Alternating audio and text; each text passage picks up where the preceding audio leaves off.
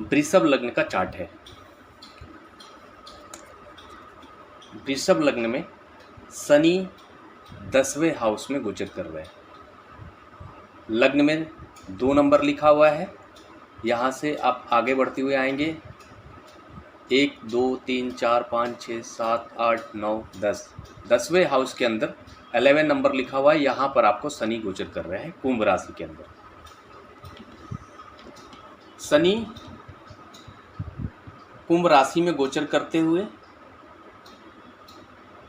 पहले 200 दिनों तक धनिष्ठा नक्षत्र में गोचर करेंगे, उसके बाद फिर शतभिषा नक्षत्र में 400 दिनों तक गोचर करेंगे और उसके बाद पूर्वा भाद्रपद नक्षत्र में 300 दिनों तक गोचर करेंगे। शनि पहले 200 दिनों तक धनिष्ठा नक्षत्र के स्वामी ग्रह मंगल से प्रभावित होकर अपनी तीसरी दृष्टि से 12th हाउस के अंदर इनकी दृष्टि होगी। तीसरी दृष्टि इनकी 12th हाउस के अंदर होगी और 12वें हाउस में, और इनकी 7वीं दृष्टि आपको ये 4th हाउस के अंदर होगी जहाँ पर 5 नंबर लिखा हुआ है, जिसको सुख का भाव भी बोलते हैं हम लोग। और इनकी 10वीं दृष्टि 7th हाउस पर होगी। आइए इसका अब हम लोग प्रॉपर विश्लेषण करते हैं। शनि मंगल से प्रभावित होकर अपनी तीसरी दृष्टि से, इनकी जो तीसरी दृष्टि होगी, तीसरी दृष्टि से अश्वनी नक्षत्र के पहले 2 पद 12th हाउस को प्रभावित करेंगे। अब यहाँ पर 1 नंबर लिखा हुआ, 1 नंबर मतलब मेष राशि। अब मेष राशि के स्वामी ग्रह होते हैं मंगल और केतु। अश्विनी नक्षत्र के स्वामी केतु होते हैं। तो अश्विनी नक्षत्र के 2 पदों पर शनि मंगल से प्रभावित होकर अश्विनी के 2 पदों पर प्रभावित करेंगे और ऐसा प्रभाव आपको देखने को मिलेगा कि व्यक्ति इस कंडीशंस में थोड़ा सा आपको आध्यात्मिक हो जाएगा, थोड़ा सा उग्र हो जाएगा, थोड़ा सा आपको जिद्दी हो सकता है वृषभ लग्न वालों के लिए। और ऐसे लोगों को थोड़ा सा लड़ाई झगड़े से दूर रहना चाहिए।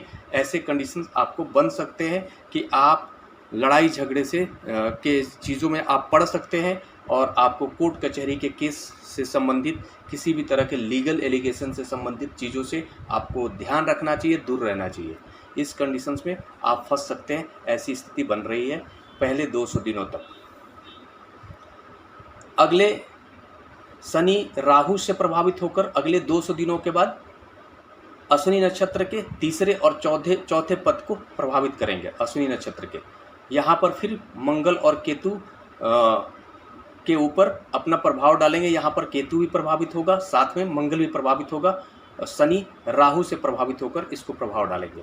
ऐसे कंडीशंस में थोड़ा सा उनको जो है ना कि लड़ाई झगड़े के साथ साथ चीज़ें पहले जैसी ही रहेंगी, लेकिन थोड़ी स्थिति आपको बदल जाएंगी। और यहाँ पर जो है ना कि शनि राहु से प्रभावित होकर आपके जो एनर्जी है उसको जो है ना कि नकारात्मक ले जाने में कहीं ना कहीं राहु से प्रभावित होकर वो भी आपको अपनी भूमिका निभाएगा।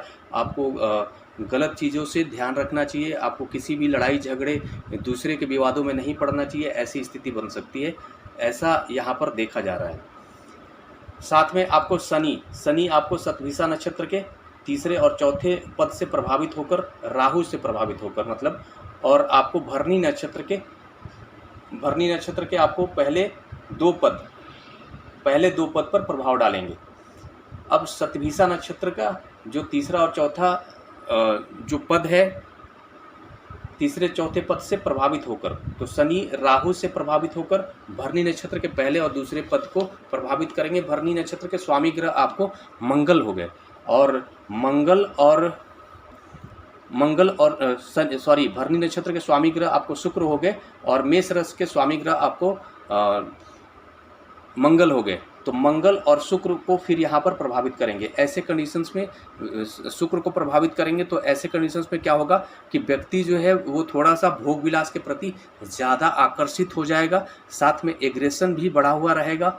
और भोग विलास के प्रति आकर्षण के साथ साथ व्यक्ति को गलत चीज़ों के प्रति आकर्षण और उसको गलत करने के लिए भी, उस भोग विलास को पूरा करने के लिए जो गलत रास्ते हैं उसके तरफ भी ले जाने की तरफ आपको घसीट सकता है, क्योंकि राहु कहीं ना कहीं प्रभाव डाल रहा है भरनी नक्षत्र के आपको पहले 2 पद पर, और यहाँ पर शुक्र के प्रति जो उसका आकर्षण है वो शुक्र ऑलरेडी भोग विलास और आकर्षण के केंद्र माने जाते हैं, और उस चीज़ को राहु के प्रभाव से प्रभावित होकर और ये चीज़ें बढ़ जाएंगी और नकारात्मक में भी जा सकते हैं। उसके बाद आपको शनि, फिर शनि जैसे ही पूर्वा भाद्रपद नक्षत्र से प्रभावित होकर अपने भरनी नक्षत्र के अगले 2 पद को प्रभाव जब डालेंगे तो यहाँ पर स्थिति थोड़ी सी बदल जाएगी, क्योंकि शनि फिर यहाँ पर आपको गुरु से प्रभावित होकर और भरनी नक्षत्र के दूसरे पद को प्रभावित करेंगे, तीसरे और चौथे पद को प्रभावित करेंगे। तो ऐसे कंडीशंस में व्यक्ति जो है भोग विलास के प्रति आकर्षण रखेगा, लेकिन उसके साथ थोड़ा सा संयम बरतेगा। वो वैसा व्यक्ति जो है ना कि वो थोड़ा सा जो है ना कि मतलब आध्यात्मिक होगा, और यहाँ पर ऐसी स्थिति आपको गुरु घंटाल की स्थिति भी बन सकती है। यहाँ पर शुक्र के ऊपर कहीं ना कहीं गुरु का भी आपको समावेश हो गया ऐसे कंडीशंस में। तो व्यक्ति जो है कि एग्रेसिव होगा, साथ में जो है ना कि थोड़ी सी ज्ञानी वाली बातें करने वाली व्यक्ति हो जाएगी, थोड़ा सा आध्यात्मिक बातें करेगा वो, ऐसी स्थिति बन जाएगी, और गुरु से प्रभावित होकर के गुरु घंटाल वाली स्थिति ऐसे सिचुएशन में बन सकती है।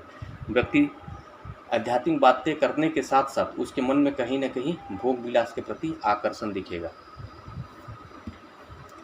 इसके बाद आपको अगला जो इसका जो लास्ट पद है, पूर्वा भाद्रपद के पहले 2 पद आपको भरनी नक्षत्र पर पड़ेंगे, और उसके बाद लास्ट का जो तीसरा पद है वो तीसरे शनि जो है कि पूर्वा भाद्रपद के आपको जो है कि लास्ट वाले पद से प्रभावित होकर और आपको यहाँ पर कृतिका नक्षत्र को प्रभावित करेंगे, कृतिका नक्षत्र के अंश को प्रभावित करेंगे, और कृतिका नक्षत्र का स्वामी ग्रह सूर्य है। तो यहाँ पर फिर स्थिति क्या होगी कि व्यक्ति को थोड़ा सा आपको राहत मिलेगा, और व्यक्ति जो है कि थोड़ा सा यहाँ पर ऐसा स्थिति उसकी बन जाएगी कि पहले से बेहतर रहेगी, लेकिन शुक्र जो है कि यहाँ पर 12th हाउस के अंदर कहीं ना कहीं यहाँ पर कृतिका नक्षत्र के ऊपर जब प्रभाव पड़ेगा तो व्यक्ति थोड़ा सा आपको भोग विलास के प्रति आकर्षण रखने के साथ साथ उसके मन में एक ऐसा भी भाव पैदा होगा कि मेरा भी समाज के अंदर मेरा भी नाम होना चाहिए, फेम होना चाहिए, शोहरत के प्रति आकर्षण बढ़ जाएगा, और उस चीज़ को वो पूरा करने के लिए, अपने नाम को ज़्यादा दिखाने के लिए वो गलत तरीके से उस चीज़ का उपयोग करेगा। समाज में ऊपर आने के लिए वो आपको कर्जे वर्जे लेकर के कैसे भी वो उसको समाज में अपनी शोहरत को हासिल करने के लिए कदम उठाएगा। ऐसी स्थिति बन सकती है ऐसे कंडीशंस में। लास्ट की कंडीशन में लास्ट का जो आपको जो 100 दिन होगा, 100 डेज, जब शनि जो है पूर्वा भाद्रपद नक्षत्र में जब गोचर करेंगे उसके अंतिम 100 दिनों में वो आपको कृतिका नक्षत्र के पहले अंश पर अपना प्रभाव डालेंगे मेष राशि के अंदर, तब ऐसी स्थिति बन सकती है। उसके बाद फिर वही चीज़ आप आ जाओ, ये 4th हाउस पर इनकी दृष्टि होगी। शनि की 7वीं दृष्टि आपको 4th हाउस पर पड़ रही है, जहाँ पर 5 नंबर लिखा हुआ है। 4th हाउस आपको माता का कारक होता है, साथ में सुख का कारक होता है, और यहाँ से हम व्यक्ति के जो माता से संबंध, उसके सुख की स्थिति को हम लोग देखते हैं। तो यहाँ पर 5 नंबर लिखा हुआ है, 5 नंबर के स्वामी ग्रह सूर्य हो गए, और सूर्य के ऊपर शनि का प्रभाव बढ़ रहा है। दूसरा एक और चीज़ आपको बता दूं कि इस लग्न के अंदर, वृषभ लग्न के अंदर शनि आपको कर्मेश है, और कर्मेश अपनी ही राशि के अंदर गोचर कर रहे हैं 10वें हाउस में। तो ऐसी स्थिति में शनि व्यक्ति, ये एक बहुत अच्छी स्थिति है कि आपको कर्म हाउस के अंदर ही जाकर बैठ गए, लेकिन ऐसी स्थिति में क्या होगा, व्यक्ति के अंदर जो आपको आप ये मान सकते हो पराक्रम करने का जो उसका कैपेसिटी है वो कई गुना बढ़ जाएगा, बहुत पराक्रमी हो जाएगा व्यक्ति, बहुत मेहनती हो जाएगा, बहुत जिद्दी हो जाएगा अपने महत्वाकांक्षा को पूरा करने के लिए, और उस चीज़ को पूरा करने के लिए पूरा कोशिश भी करेगा और उसको पा कर रहेगा, ऐसी स्थिति बन जाएगी। लेकिन इस कंडीशन में उस व्यक्ति अपने इस कंडीशन में क्या होगा कि वो अपने घर के जो सुखों को है कहीं ना कहीं प्रभावित होंगी, उसके घर के अंदर के सुखों का, मतलब व्यक्ति के अंदर जो सुख है वो सुख की स्थिति थोड़ी कम हो जाएगी, ऐसा आपको देख सकते हैं। क्योंकि आपको 4th हाउस का स्वामी ग्रह शुक्र है, 4th हाउस का स्वामी ग्रह सूर्य है, और सूर्य के ऊपर इनकी दृष्टि पड़ रही है। अब इसमें थोड़ा सा आप अगर विश्लेषण में जाएंगे तो आप देख सकते हैं शनि मंगल से प्रभावित होकर पहले 200 दिनों तक मघा नक्षत्र के पहले 2 पद पर अपना प्रभाव डालेंगे, और मघा नक्षत्र का स्वामी ग्रह आपको केतु है, तो केतु और सूर्य को प्रभावित कर देंगे। ऐसे कंडीशन में क्या होगा कि व्यक्ति का कहीं ना कहीं शोहरत में कमी देखने को मिलेगी। ऐसे कंडीशन में व्यक्ति का आपको सुख की स्थिति में बहुत ही कमी आ जाएगी, और व्यक्ति के आपको आंखों में कहीं ना कहीं दिक्कत हो सकती है, और व्यक्ति का अपने पिता के साथ संबंध खराब हो सकता है, और ऐसी स्थिति बन सकती है आपको। इसके बाद आपको शनि 200 दिन को क्रॉस करने के बाद जब शतभिषा नक्षत्र में गोचर करेंगे तो 200 दिनों तक फिर आपको मघा नक्षत्र के अगले दो पद के ऊपर अपना प्रभाव डालेंगे। यहाँ पर भी आपको सूर्य और केतु ही है शामिल होंगे, तो सूर्य और केतु को प्रभावित करेंगे। राहु, शनि राहु से प्रभावित होकर सूर्य और केतु को प्रभावित करेंगे। तो ऐसी कंडीशंस में भी आपको स्थिति वैसी ही रहेगी, और थोड़ी जो है कि बढ़ भी सकती है, क्योंकि यहाँ पर फिर राहु से प्रभावित हो रहे हैं। और इसके साथ ही आपको फिर जब अगले शतभिषा, शनि जो है शतभिषा नक्षत्र के अगले तीसरे और चौथे पद से प्रभावित होकर, राहु से प्रभावित होकर जब आपको पूर्वा फाल्गुनी नक्षत्र पर अपना प्रभाव डालेंगे, पूर्वा फाल्गुनी नक्षत्र के अंश पर जब अपना प्रभाव डालेंगे, तो ऐसी कंडीशंस में शुक्र, यहाँ पर पूर्वा फाल्गुनी नक्षत्र के स्वामी ग्रह आपको शुक्र होते हैं, तो शुक्र और सूर्य, ऐसी स्थिति में फिर राहु जो है वो थोड़ा सा आपको राहत की स्थिति लेकर आएंगे। वो व्यक्ति का जो फेम है, जो नेम है, उसमें कहीं ना कहीं राहत की स्थिति देखने को मिल रही है, और साथ में जो है ना कि थोड़े से उसके सुख की स्थिति में भी कहीं ना कहीं बढ़ोतरी हो सकती है, और सुख के उसकी स्थिति में, सुख के कंडीशन में आपको सुख की जो स्थिति होगी वो बढ़ सकती है। ऐसा कंडीशन बेहतरी हो सकती है, जो पहले जो कम हुआ है वो चीज़ें फिर वापस से आ सकती है, ऐसी स्थिति बन जाएंगी। फिर अगले आपको शनि जो है पूर्वा भाद्रपद नक्षत्र से प्रभावित होकर अगले 200 दिनों तक फिर पूर्वा फाल्गुनी नक्षत्र के अगले 2 चरण पर अपना प्रभाव डालेंगे, और यहाँ पर पूर्वा भाद्रपद मतलब शनि गुरु से प्रभावित होकर शुक्र को प्रभावित करेंगे और सूर्य को प्रभावित करेंगे, तो शुक्र की स्थिति को और बढ़ा देंगे। स्थिति व्यक्ति का जो मतलब आप यह मान सकते हो कि व्यक्ति की जो सुख की स्थिति है बढ़ सकती है। व्यक्ति जो है कि बहुत बातूनी हो सकता है, ज्ञानी हो सकता है, ज्ञान जैसी बातें करने वाला हो सकता है, और ज्ञानी बातें करने वाला होगा, और ऐसी स्थिति में व्यक्ति जो है बहुत ही स्पिरिचुअल बातें भी कर सकता है। ऐसी स्थिति बन सकती है। मतलब आप यह मान सकते हैं कि यहाँ पे आपको चीज़ें कंट्रोल हो जाएंगी। व्यक्ति जो है कि संघर्ष करता हुआ जीवन में थोड़े सुख की स्थिति को प्राप्त कर सकता है। और एक इम्पॉर्टेंट चीज़ यह है कि शनि अपने ही राशि के अंदर गोचर कर रहे हैं, तो यहाँ से इनकी दृष्टि आपको पंचम हाउस के ऊपर पड़ रही है। तो ऐसे कंडीशन में व्यक्ति ये भी हो सकता है कि इस पीरियड में अपने धन को बढ़ाने के लिए, जैसे जो 4th हाउस होता है ये आपको क्षेत्र का भी कारक होता है, तो व्यक्ति जो है कि अपने क्षेत्र को बढ़ा सकता है। क्षेत्र का संबंध आपको ज़मीन जायदाद से है, तो ज़मीन जायदाद व्यक्ति जो है यहाँ पर हासिल भी कर सकता है। ऐसी स्थिति बन सकती है। शनि फिर अपनी 7वीं दृष्टि से सप्तम हाउस को, 10वीं दृष्टि से सप्तम हाउस को देख रहे हैं, जहाँ पर 8 नंबर लिखा हुआ है, और शनि अपनी 10वीं दृष्टि से सप्तम हाउस को देखते हुए पहले विशाखा नक्षत्र में गोचर करेंगे 100 दिनों तक, उसके बाद फिर अनुराधा नक्षत्र में 400 दिनों तक गोचर करेंगे, और फिर शनि की दृष्टि की बात कर रहा हूँ मैं, शनि गोचर करते हुए पहले 100 दिनों तक विशाखा नक्षत्र के अंश को प्रभावित करेंगे, फिर अगले 400 दिनों तक अनुराधा नक्षत्र के अंश को प्रभावित करेंगे, फिर अगले 400 दिनों तक ज्येष्ठा नक्षत्र के अंश को प्रभावित करेंगे। जब विशाखा नक्षत्र के अंश को प्रभावित करेंगे शनि, तो यहाँ पर आपको गुरु प्रभावित होंगे और मंगल प्रभावित होंगे। जब अनुराधा नक्षत्र के अंश को प्रभावित करेंगे शनि, तो फिर इस कंडीशंस में व्यक्ति अनुराधा नक्षत्र के स्वामी ग्रह शनि हो जाते हैं, तो शनि को प्रभावित करेंगे और साथ में मंगल को प्रभावित करेंगे। उसके बाद अगला ज्येष्ठा नक्षत्र के ऊपर 400 दिनों तक इनके गोचर का प्रभाव होगा, और यहाँ पर इनकी दृष्टि होगी, तो ज्येष्ठा नक्षत्र के स्वामी ग्रह बुध हो जाते हैं, तो बुध को ये प्रभावित करेंगे। और शनि पहले धनिष्ठा नक्षत्र, पहले 200 दिनों तक धनिष्ठा नक्षत्र मंगल से प्रभावित होकर पहले 100 दिनों तक शनि मंगल से प्रभावित होकर धनिष्ठा नक्षत्र में गोचर करते हुए मंगल से प्रभावित होकर विशाखा नक्षत्र के अंश के ऊपर प्रभाव डालेंगे और ऐसी स्थिति में गुरु और मंगल प्रभावित होंगे। तो ऐसी कंडीशंस में व्यक्ति का यह मान सकते हो आप कि अगर उनका अपने जीवन साथी से संबंध बिगड़ा हुआ होगा तब भी जो है उस चीज़ को सुधारने में कहीं ना कहीं भूमिका निभाएंगे, पार्टनरशिप को बेहतर बनाने की स्थिति में लेकर जाएंगे। ऐसी स्थिति बनेगी पहले 100 दिनों तक। उसके बाद नेक्स्ट 100 दिनों तक शनि मंगल से प्रभावित होते हुए अनुराधा नक्षत्र के स्वामी ग्रह शनि होते हैं और अपने ही नक्षत्र के ऊपर अपना प्रभाव डालेंगे, अपने ही नक्षत्र के अंश के ऊपर प्रभाव डालेंगे। यहाँ पर आपको शनि प्रभावित होंगे, साथ में मंगल भी प्रभावित होंगे। तो ऐसी कंडीशंस में भी व्यक्ति की स्थिति जो होगी वो पार्टनरशिप के प्रति वो आपको मजबूत देखी जा सकती है। हाँ, यहाँ पर आपको व्यक्ति की जो मानसिक स्थिति होगी थोड़ी सी कन्फ्यूजन वाली हो सकती है। व्यक्ति फैसला करने में थोड़ा सा कन्फ्यूजिंग हो सकता है, उसको कन्फ्यूजन की स्थिति पैदा हो सकती है, वो जल्दी से फैसला लेने की स्थिति में नहीं आएगा। लेकिन जो लेगा फैसला वो आपको अंतिम बहुत अच्छा उसका रिजल्ट होगा, सकारात्मक होगा।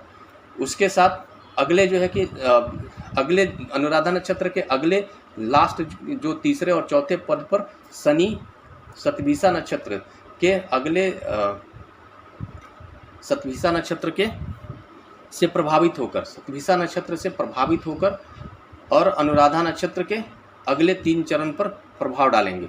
तो फिर इस कंडीशंस में व्यक्ति का यह मान लो कि राहु से प्रभावित होकर शनि राहु से प्रभावित होकर मंगल को प्रभावित करेंगे और शनि को प्रभावित करेंगे। तो ऐसी कंडीशंस में शनि की स्थिति मजबूत हो जाएगी।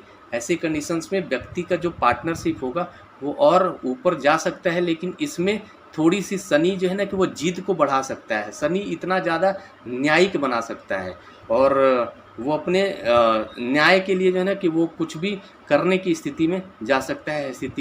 ऐसी स्थिति बन सकती है क्योंकि शतभिषा नक्षत्र के स्वामी राहु होते हैं और राहु जो है कि वो किसी भी ग्रह के साथ में जहाँ पर बैठते हैं, जिस ग्रह के साथ में उसकी स्थिति के उसके जो भाव होते हैं, उसके जो स्वभाव होते हैं उसको और एक्सपोज कर देते हैं।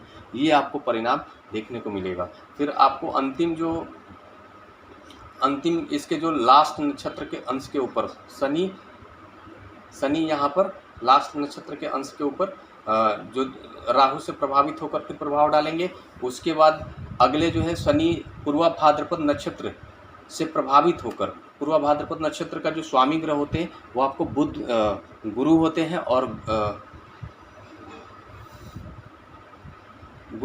और गुरु से प्रभावित होकर शनि 300 दिनों तक ज्येष्ठा नक्षत्र मतलब बुध को प्रभावित करेंगे और साथ में मंगल को प्रभावित करेंगे। तो ऐसी स्थिति में ओवरऑल 7वीं दृष्टि जो होगी वो 10वीं जो दृष्टि पड़ रही है शनि की, इस स्थिति में उस नक्षत्र में जब गोचर करेंगे, पूर्वा भाद्रपद नक्षत्र में जब गोचर करते हुए जब ज्येष्ठा नक्षत्र के अंश पर इनका अगले दूसरे तीसरे और चौथे अंश पर जब प्रभाव पड़ेगा, इस कंडीशंस में व्यक्ति का जो पार्टनरशिप है और मजबूत होता हुआ दिखेगा और व्यक्ति थोड़ा सा आपको इस कंडीशंस में मतलब जो उसके कोई भी ऐसी चीज़ होगी जो फंसी हुई होगी, कहीं भी आपको ऐसी स्थिति होगी जैसे व्यक्ति का कहीं अगर मान लो कैश की स्थिति अगर ऐसी हो जाए कि जहाँ पर फंसा हुआ होगा, या फिर कोई भी अगर संबंध होंगे, जीवन साथी से संबंध हो या फिर पार्टनरशिप का संबंध हो, उसमें अगर बात बिगड़ी भी होगी तो ऐसी स्थिति में बन सकती है। ये स्थिति देखने को मिल रही है। ओवरऑल आप मान सकते हैं कि शनि का जो गोचर है वो वृषभ लग्न वालों के लिए आप यह मान सकते हो कि सम की स्थिति देखने को मिल रहा है। यहाँ पर आपको स्थिति जो होगी वो थोड़ी सकारात्मक थोड़ी नकारात्मक, बाकी ओवरऑल किसी भी ग्रह का जब भी गोचर होता है 100% सकारात्मक किसी भी राशि के लिए नहीं होता है। उसमें सकारात्मक और नकारात्मक दोनों प्रभाव शामिल होते हैं क्योंकि किसी भी राशि के अंदर 3 नक्षत्र के अंश शामिल होते हैं और अलग अलग नक्षत्रों के जब अंश पर उसके प्रभाव होंगे, अलग अलग नक्षत्रों के अंश पर गोचर करते हुए, तो प्रभाव अलग अलग हो जाते हैं। इस ग्रह के अंदर आप यह मान लो कि इस लग्न के अंदर शनि 10th हाउस पर गोचर कर रहे हैं, 10th हाउस में, तो एक स्थिति ये है कि व्यक्ति को बहुत ही ज़्यादा आपको पराक्रमी बना देंगे, और साथ में क्षेत्र का जो भाव है उसका फोर्थ हाउस सुख की स्थिति को कम तो जरूर करेंगे, लेकिन उस स्थिति में वो आपको क्षेत्र को बढ़ा सकते हैं व्यक्ति के, वो आपको ज़मीन जायदाद से चीज़ों को बढ़ा सकते हैं। हाँ, इस कंडीशंस में आपको थोड़े से पिता के साथ मनमुटाव की स्थिति जरूर बन सकती है। तो सकारात्मक और नकारात्मक दोनों स्थितियाँ शामिल होती हैं किसी भी गोचर में, किसी भी ग्रह का। इसी के साथ मैं समझता हूँ कि ओवरऑल हमने एक अच्छे से इसको एक्सप्लेन किया, और आपको चीज़ें बहुत सारी क्लियर हो गई होंगी कि किस तरह से ग्रह नक्षत्र काम करते हैं गोचर में और हमारी कुंडली के ऊपर। नमस्कार। फिर अगले लग्न के ऊपर, अगली राशि के ऊपर शनि के गोचर के प्रभाव को जानने के लिए आप सभी के बीच उपस्थित हूँगा। तब तक के लिए नमस्कार।